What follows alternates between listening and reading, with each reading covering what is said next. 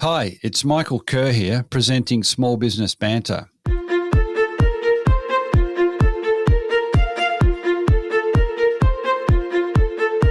A healthy micro and small business sector means a successful economy and a more vibrant society.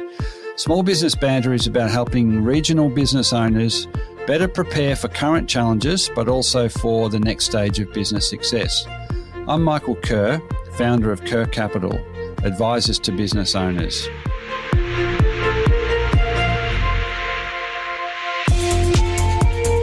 Each week, I interview a fellow small business owner or an expert, and they share their stories, their lived experiences, the wins and the losses, and their best advice to help you, the listener, get the most you can from your own business. Small Business Banter is brought to you from the studios of 104.7 Gippsland FM and is heard across Australia on the Community Radio Network. And thanks also to Kerr Capital, supporters of the show.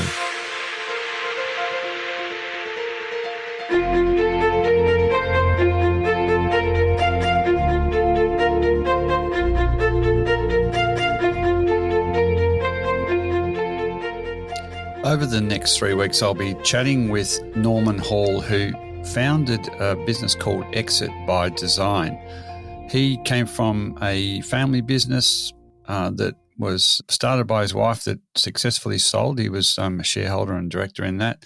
So he brings that experience of a business owner to the conversation. He also, prior to that, had experience in banking, lending to medium-sized businesses. So he brings to the conversation the perspective of a business owner as well as the perspective of an advisor. And over the next, including today, the next 3 episodes, we're going to talk about the need for exit planning, some of the mechanics of exit planning, some of the outcomes from planning generally that may lead to an exit, but may lead just to an owner having a more successful and more sustainable business. So it's a conversation that runs over 3 weeks.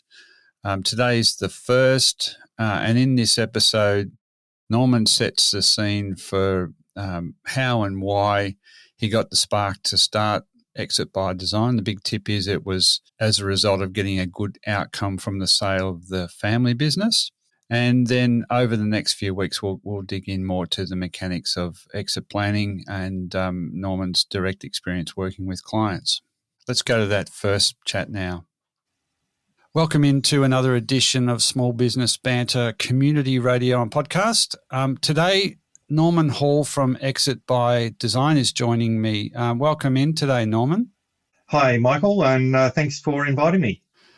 No, it's my pleasure to have you on as an expert in your area. And what we're going to be covering today, Norman's got a lot of deep experience with the exit process for business owners. And I'll get Norman just to give us a little bit about your personal background leading up to your current business, Exit by Design, and then we'll get stuck into some conversation about the mechanics of exit planning. Okay, well, hopefully you won't find this too boring, but I've actually got a Bachelor of Applied Economics where I majored in business management and marketing. And for rural sort of background, I went to the University of New England up in New South Wales. So spent many years in rural New South Wales, and also married a girl off the land. Oh yeah. I've also got some graduate qualifications in banking and finance because I spent about 15 years working for National Australia Bank. Yeah. I spent most of my time at the bank in business, corporate and private banking. And I have to admit, the time I enjoyed the most there was in the private banking and medium business areas. I also spent about 5 years working and living in the United States when we had an opportunity to move over there. And I've also, until recently, been a member of Family Business Australia. Our family business was a member for about 13 years. So that's And was that the reason you were in the US with the family business? Well, I'd actually left the NAB at the time, and my wife was working for a software company, and they had an opportunity to move over to the United States. And I said, hey, I've got nothing else to do. I'll go with you. And so we hopped on a plane and enjoyed Colorado and the surrounding states for 5 years. Right. And look, we had a brief conversation a few days ago, but I think was that a real pivotal time that you were heavily involved in that business with your wife founded it, but it sold. And I think that was a big part of the next step for you, which was creating the Exit by Design business because you'd been so intimately involved with an exit. Is that a fair summary? Well, it's close. At the time when we moved to the United States, my wife was their general manager, but we came back and we actually bought the business from them. And at the time, they were a software company based in New South Wales and Victoria. And over a 15 year period, we grew it to be in New South Wales, the ACT, Queensland, South Australia and Victoria, most of the states. And we sort of ran the business together, although she was the CEO because she had the software background and I had the finance, admin, marketing, business background to complement what she was doing. And we had an opportunity to sell the business. And at the time, I had the desire, if you like, to retire and take things easy, become a kept man, and let my wife keep working because she was going to move with the business to the new owners. And unfortunately, I had several of my colleagues get into my ear and convince me to start Exit by Design and pass on my experience. The funny thing was that over a 5 or 8 year period, whilst owning the other business, we'd actually been implementing and going through the whole process, if you like, of planning to exit a business, even though we weren't, I suppose, consciously doing it at the time. Both her experience and my experience were sort of being brought together saying, we need to do this, we need to do that, we've got kids, we have to make sure that they're covered, all those sorts of things. Were you calling, but you weren't calling it exit planning either, in what we might understand to be the definition of that now, but it was getting ready to sell a business that, if sold well, could set you up financially or whatever your other you're right there. Because I've been involved in helping people buy and sell businesses over the years, and I've spent a lot of time analysing businesses as part of my banking roles, I had a bit of an idea of what seemed to work, what didn't work. I'd seen plenty of business failures, people who got themselves into strife and had to sell out or be told to sell out by their bank.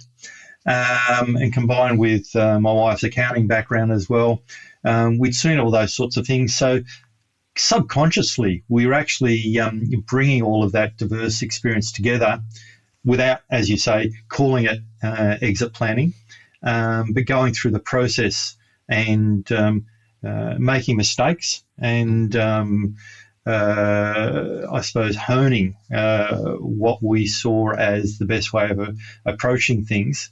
And I'll use an example about mistakes. We were talking with our external accountants, getting all our tax planning and structural planning in place to make sure it was all tax effective if something happened to my wife and I and the kids had to take over the business or sell the business, whatever. We're also talking to an estate planning lawyer, Right. and we were doing it independently.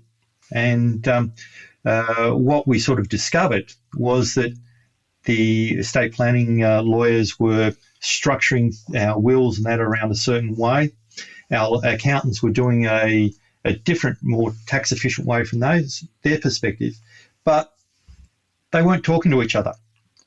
And as a result, we sort of realised that if we pursued that further without getting them talking together, that we could potentially have some major tax issues if something was to happen to Trish and myself.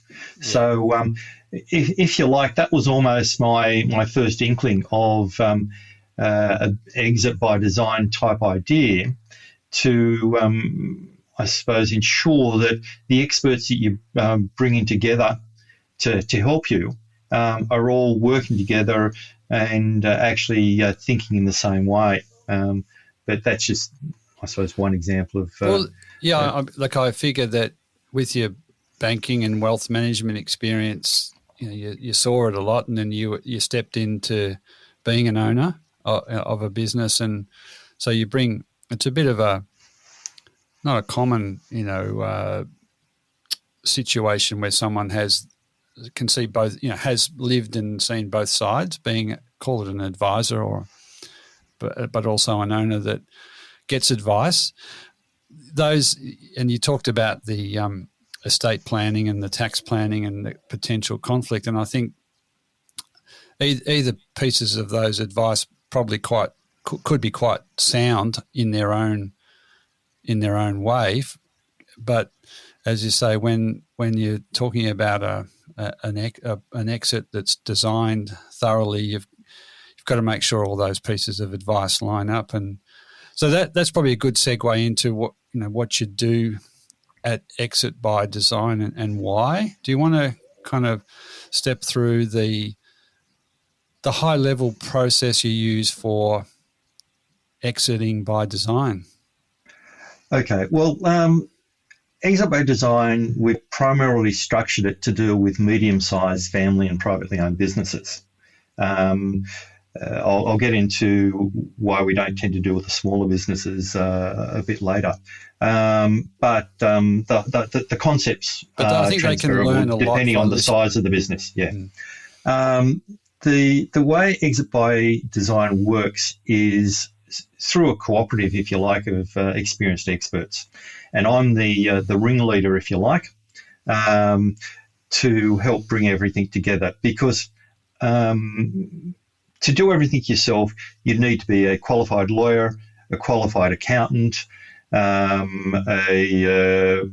qualified valuer, etc., etc. And let's face it, there's nobody out there who's legally qualified in all of those areas. So I'm the facilitator or ringmaster, if you like. Yeah. And what we help bring business owners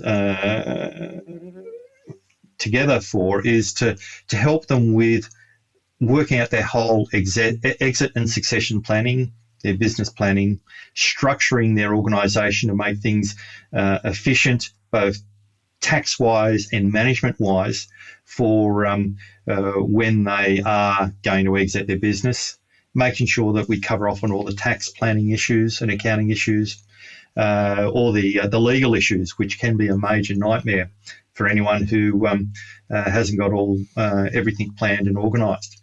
But it goes beyond that, in that people think about selling their business or exiting their business, and they say, oh yeah, I'm going to play golf, or I'm going to get a caravan and go around the country and that, but they don't really think much beyond that.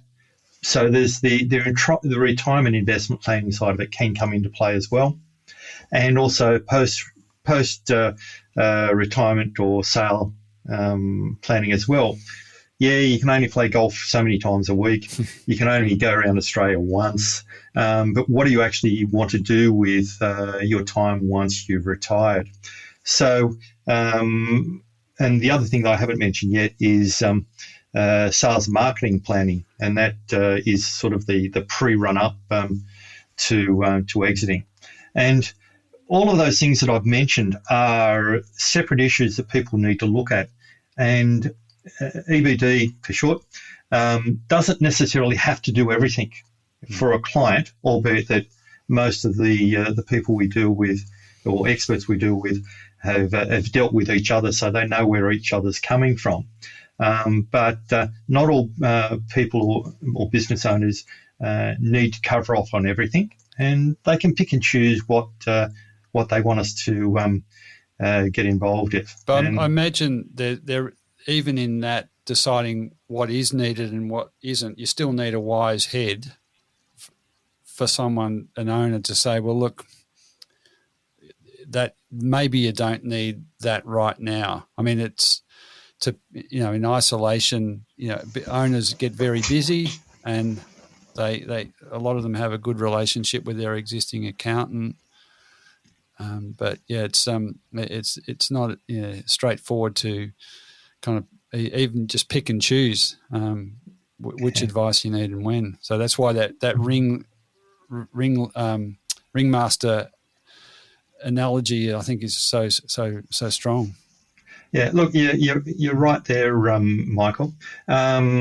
Business owners tend to be very good at what they do and very passionate about what they do. And not that their clients always see that passion, but I see it. And what they tend to be is time poor when it comes to considering activities that they need to do outside of their core business. And the example I quite often use is that a business owner has probably got 100 things on their list of things to do. And they might have their exit planning issues, albeit they might not necessarily recognise them as exit planning issues, within their top 10. And then their biggest client walks in the door and says, oh, I've got a problem with this, I need it solved, and I need it done yesterday. And what happens is all of those other ancillary activities that they need to address, such as exit planning or succession or legal issues that they've got to do, they get put to the bottom of the list. 3 years go past before the business owner comes back to addressing those issues. And if they're 57 years old, 3 years have passed and they're 60, they should be either retiring or very close to retiring. If they don't have someone helping push them along, then those things just never get done. I'll give you an example. I was out meeting with a person in the HVAC industry about a month ago, and he's 63 so this is or heating, 64. ventilation and cooling, yeah? Yep. That's correct. Sorry, I shouldn't use acronyms. It's a bad habit to be in. But he was 63 or 64 from memory, and he's wanted to retire from his business for a couple of years now, but he hasn't been able to because business has been quite busy. And at the same time, he hasn't been able to devote any time to getting all the things in place that he needed to do. And he recognised it, but he didn't have anyone on his back continually working with him to address those sorts of issues. And as a result, 63, 64, he couldn't do it. The sort of business he's in, it's probably going to take him another 3 or 4 years to get ready to exit his business. And he's talking late 60s, potentially pushing up to 70. And, time is precious. I mean, I know lots of owners who, fit and healthy and love the idea of staying in their business, but I think that this personal choice of when to exit is it's going to be different. Just on today's edition of Small Business Banter Community Radio and Podcast, talking with Norman Hall from Exit by Design. So, what I think would be worthwhile, Norman, just going to now is the triggers. I think we both agree that some form of planning for yourself and your business is, nobody's going to say that's a bad idea. It's going to take some time, certainly, and some investment of money, can you just talk about, and it can be hard to find time and money. Can you talk about some of the reasons why owners that have put it off for whatever reason really do need to, put this as as a top 10, top 5 priority in amongst all the other things they do day to day? Okay. Look, putting it simplistically, people need to address their exit. And let's face it, everyone's going to exit their business. Even if they die at their desk, they're exiting their business. That's an exit, Yeah, so everyone's going to exit their business. So simplistically, if they want to do it properly, it's because they want to maximise their potential sale or exit price or value when they pass it on to their next generation. They need to make sure that what they're doing is going to be tax effective so that when they sell the business, and let's, for the sake of discussion at the moment, just talk about selling a business. So when they go to sell their business, that they make it as tax effective as possible. They also need to make sure that there are going to be no legal issues that come and hit them behind the head as part of the process that will either reduce the price they're going to get or cause them other sorts of legal issues that might come up. They also need to make sure that things are going to be as stress-free as possible. I won't deny there is going to be some stress no matter what way you do it, unless you take the death at your desk approach, and then the stress is going to be on your family. Yeah. But if you're organised, then at least you can minimise that stress. And at the end of the day, you can make everyone happy within your family, staff, etc. So that's I suppose the short form answer to your question. Yeah, and it's the whatever you take from it, pleasure or comfort, that you've got a plan, and that the others that are close to you know you have a plan. That's what we're talking about here. Yeah, correctly. Correct. And it's not just you, but it's your family, and to a certain extent, albeit you might not be telling them, it's your staff and customers as well. Because the better you plan, the better off they're going to be in the event of an exit as well. Plenty of owners do. I mean, I deal with owners every day who are contemplating or are ready to exit, and the business, unfortunately, in a lot of cases, isn't ready. But some of the reasons that or the concerns they have are sometimes they put themselves third or fourth. They worry about staff, or they worry about customers. I mean, not every owner, but a lot of them do. And so, what's you work with a lot of medium-sized businesses, and this process, I'm gathering is going to involve engaging with quite a few professionals, and it's got to be relative to the value of the business, but it's also there's got to be a point where the investment you make gives you a lot of comfort that things are okay if the worst happens, or if in that case of that HVAC company, a bigger competitor knocks on the door and they're not completely at odds with what their business is worth or what's involved in the sale process. So,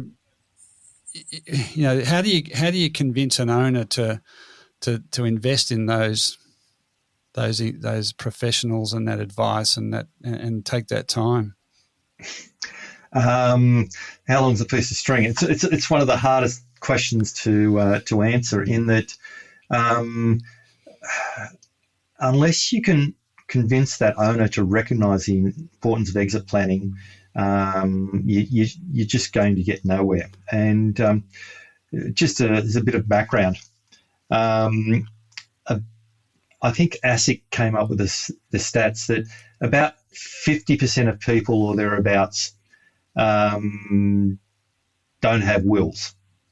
Some other surveys done in the USA and Canada and that look along the lines of that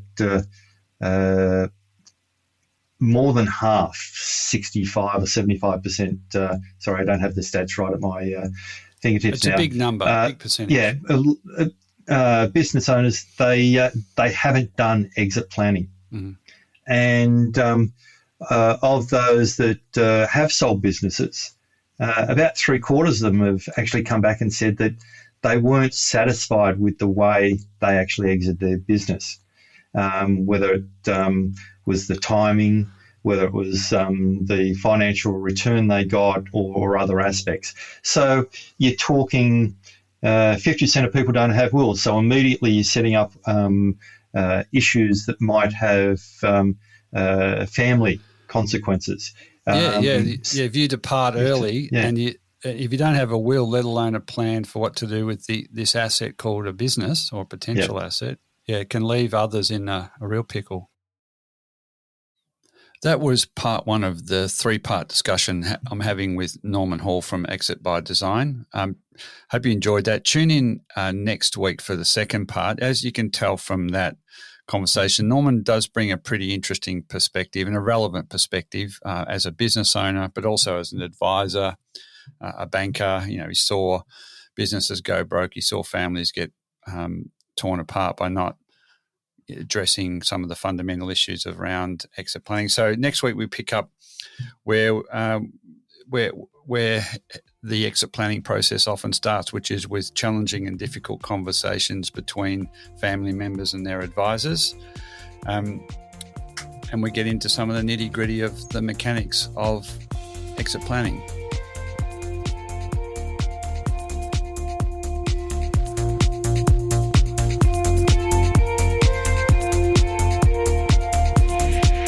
So that is all for today's episode of Small Business Banter.